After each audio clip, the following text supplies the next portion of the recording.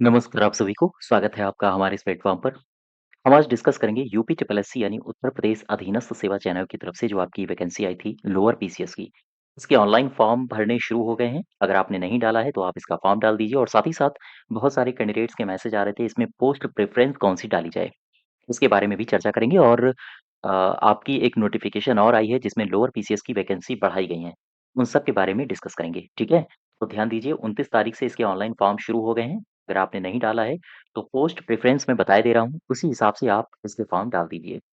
तो चलिए शुरुआत करते हैं। सबसे पहले नोटिफ़िकेशन जो आई है इसके बारे में देख लो। पोस्ट आपके पास यूपी ट्रिपल एससी ने 2285 दिए थे, यानी 2285 पद आपके थे। 231 पदों पर और यानी 231 पद और बढ़ाए गए हैं और टोटल आपके पास अब हैं 2216 पद। तो काफ़ी बड़ी वैकेंसी है, जल्दी-जल्दी यूपी ट्रिपल एससी के द्वारा लोअर पीसीएस की इतनी बड़ी वैकेंसी देखने को नहीं मिलती है और वैसे भी लोअर पीसीएस की 2020-19 के आसपास वैकेंसी आई थी, 5 से 6 साल बाद ये वैकेंसी आपके सामने है। और आपके पास बेहतरीन मौका है। अभी भी आपके पास लगभग 3 से 4 महीने का समय है, अगर आपने तैयारी नहीं की है या शून्य से तैयारी कर रहे हो, तब भी आपके पास बेहतरीन मौका है। एक अच्छी स्ट्रैटेजी के साथ आप अधिकारी बन सकते हो, ठीक है? तो चलिए शुरुआत करते हैं। सबसे पहले 2-3 जानकारियाँ देख लो, कौन-कौन सी पोस्ट बढ़ाई गई हैं, फिर इसके बाद हम कंप्लीट स्ट्रैटेजी के बारे में डिस्कस करेंगे कि आपके लोअर के बैचेज़ कब से शुरू हो रहे हैं और इसमें हम क्या-क्या करवाएँगे, अब आपकी प्रैक्टिस कैसे होगी, इन सब के बारे में डिस्कस करेंगे। सबसे पहले कुछ पोस्ट बढ़ाई गई हैं, जैसे स्वागती की पोस्ट बढ़ाई गई है। इसमें योग्यता क्या है? अभी हम इसके बारे में भी डिस्कस करेंगे। सहायक भंडार अधीक्षक इसकी पोस्ट बढ़ाई गई है। स्वागत अधिकारी इसकी वैकेंसी निकाली गई है। वक्फ निरीक्षक इसकी वैकेंसी आई है। जिला मद्य निषेध और साथ ही साथ अवर वर्ग सहायक यानी ये तो यूपी ट्रिपल एससी की तरफ से ही वैकेंसी है। जो आयोग आपको भर्ती कर रहा है, उसी आयोग में आपको काम करने का मौका मिलेगा। प्रवर वर्ग सहायक उत्तर प्रदेश अधीनस्थ सेवा चयन आयोग की तरफ से ये वैकेंसी है ना? राज्य निर्वाचन आयोग बहुत शानदार पोस्ट है। सहायक जिला निर्वाचन अधिकारी अच्छा रुतबा रहता है। इसके अलावा सहायक जिला निर्वाचन अधिकारी विशेष चयन विपणन निरीक्षक की वैकेंसी है। विपणन निरीक्षक के अलावा पूर्ति निरीक्षक की वैकेंसी है, बहुत शानदार पोस्ट है। अभी हम पोस्ट प्रेफ़रेंस के बारे में भी चर्चा करेंगे। पूर्ति निरीक्षक, प्रबंधक जेल डिपो, ठीक? इसके अलावा ये योग्यताएँ दी हैं। अगर आप स्वागती डालना चाहते हो तो देखो लोअर पीसीएस की अगर आप किसी भी पोस्ट डालना चाहते हो तो कुछ ही पोस्ट हैं जिनमें 10+2 माँगा है, अदरवाइज़ अगर आपको ग्रेजुएट होना चाहिए।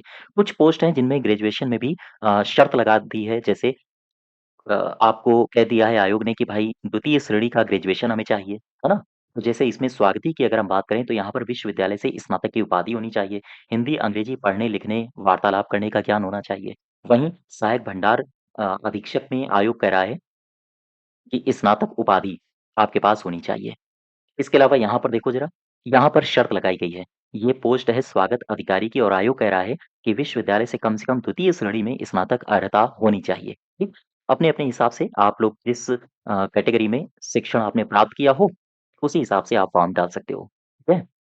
अब यहाँ पर आओ जो इससे पहले वैकेंसी आई थी, उसमें देखो जो आपको सबसे पहले जो पोस्ट दी गई थी आयोग की तरफ से, सहायक कोषागार लेखाकार, लेखा परीक्षक। लेवल 5 का यहाँ पर वेतन मिलेगा, जैसे अधिशासी अधिकारी यहाँ पर लेवल 6 का वेतन मिलेगा। 4200 ग्रेड पे की वैकेंसी बहुत शानदार पोस्ट है। तो ये कुछ महत्वपूर्ण वैकेंसीज़ हैं। आप सबने इस नोटिफ़िकेशन को पढ़ लिया होगा। तो हम आपको सीधे लिए चलते हैं कौन-कौन सी पोस्ट आपको डालनी है। देखो, अब हम आपको लिए चलते हैं पोस्ट प्रेफ़रेंस। कौन-कौन सी आपको पोस्ट किस क्रम में रखनी है। सबसे जो बेहतरीन पोस्ट है वो है अधिशासी अधिकारी की। इसको आप नंबर 1 पर रख सकते हो। फिर सहायक चकबंदी अधिकारी को नंबर 2 पर रख सकते हो। तीसरे नंबर पर विपणन निरीक्षक को रख सकते हो। चौथे नंबर पर पूर्ति निरीक्षक को रख सकते हो और मंडी पर्यवेक्षक को भी आप इस क्रम में रख सकते हो। इसके अलावा एक पोस्ट है सहायक जिला निर्वाचन अधिकारी, ये जो नई विज्ञप्ति निकाली गई है, आयोग की तरफ से जो वैकेंसी बढ़ाई गई हैं, उसमें एक पोस्ट दिया गया है। सहायक जिला निर्वाचन अधिकारी ये भी काफ़ी अच्छी पोस्ट है। अगर आप इसको भी फिल करना चाहते हो तो आप कर सकते हो। तो ये क्रम है, पोस्ट प्रेफ़रेंस के आधार पर, ठीक है? इसके बाद आप अपने अनुसार जो पोस्ट हैं, उनको फिल कर दीजिए और आपका सबसे पहला फ़ोकस रहना चाहिए कि आपको चूँकि लोअर पीसीएस का 5 से 6 साल बाद आई है वैकेंसी, तो किसी भी प्रकार से आपको तैयारी में चूक नहीं करनी है। अब इसके ज़रा कट ऑफ की देख लो, कट ऑफ की चर्चा कर लें। 60 मार्क्स के आस-पास अगर आपके नंबर हैं, तो आप अंदर हो जाओगे। अंदर का मतलब है आप मेंस दोगे, ठीक है? 60 नंबर के आस-पास अगर हैं, तो आप बेहिचक फ़ॉर्म डाल दीजिए। मैं तो कहता हूँ 55 या 50 नंबर भी हैं, तब भी आप फ़ॉर्म डाल दीजिए, चूँकि हो सकता है आयोग ज़्यादा से ज़्यादा बच्चों को मौका दे, तो फ़ॉर्म ज़रूर डालिए। और इसके बाद फिर जैसे ही कट ऑफ आएगा तो कट ऑफ लगभग 60 नंबर के आस-पास ही रहेगा, ठीक है? तो इतने नंबर हैं तो आप तैयारी आराम से शुरू कर सकते हैं। इसके अलावा सिलेबस देख लो और आगे की हमारी रणनीति क्या रहेगी, आओ ज़रा इस पर चर्चा कर लें। सिलेबस वही है जो सिलेबस लेखपाल का था, बस यहाँ ग्रामीण परिवेश नहीं है। उसके स्थान पर 5 नंबर का साइंस एंड टेक्नोलॉजी बढ़ा दिया गया है। हिस्ट्री आपसे 5 नंबर का पूछेगा, पॉलिटी 5 नंबर का पूछेगा, ज्योग्राफी 5 नंबर का है, इकोनॉमिक्स 5 नंबर का है और करंट अफेयर्स 5 नंबर का है। अब आप सोच के देखिए 20 नंबर हैं आपके एनवायरनमेंट और साइंस एंड टेक से, 20 नंबर हैं आपके टीआई और हिंदी से, 40 ये हो गए और 35 नंबर हैं आपके कंप्यूटर और यूपी जीके से, यानी 75 नंबर तो मात्र और मात्र 1, 2, 3, 4, 5, 6 टॉपिक्स कंप्लीट कर रहे हैं।